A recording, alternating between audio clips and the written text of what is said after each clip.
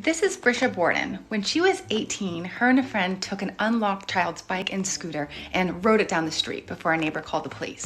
This is Vernon Prater, and at 41 years old, he was arrested for stealing tools at Home Depot. Brisha's record consisted of juvenile misdemeanors when she was a kid. Vernon, on the other hand, had already been convicted of armed robbery, in addition to another armed robbery charge, and has spent 5 years in jail. But when they were booked into jail for these most recent crimes, a computer program that aims to predict future criminal behavior assigned Brisha a high-risk score of 8 and Vernon a low-risk score of 3. 3 years later, Brisha hasn't been charged with any new crimes, and Vernon, on the other hand, is serving an 8-year sentence for robbing a warehouse. ProPublica launched an investigation and examined over 7,000 risk scores made by computers in this particular county in Florida. The algorithm incorrectly labeled Black defendants as high risk, almost twice as likely than white defendants, and incorrectly labeled white defendants as low risk, more than double Black defendants. So what's happening here?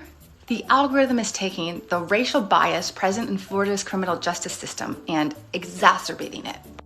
This software is built by company Northpoint, and it's the most commonly used software for risk assessment scores in the country.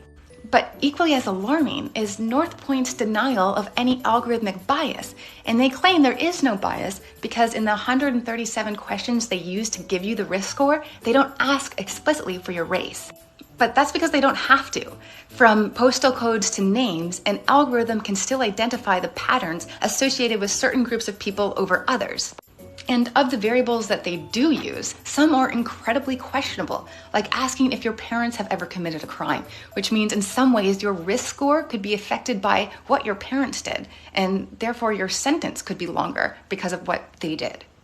Algorithms are simply a reflection of the data that powers them and are impacted by the opinions of the coders that built them. But that data often comes from society, and society has biases, major ones.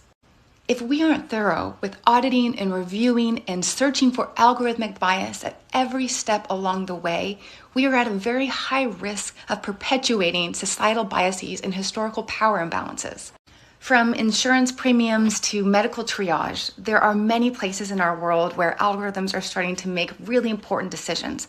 I'm going to share these types of examples so you feel empowered in the real world and know when to ask for an algorithmic audit if you don't think something is fair.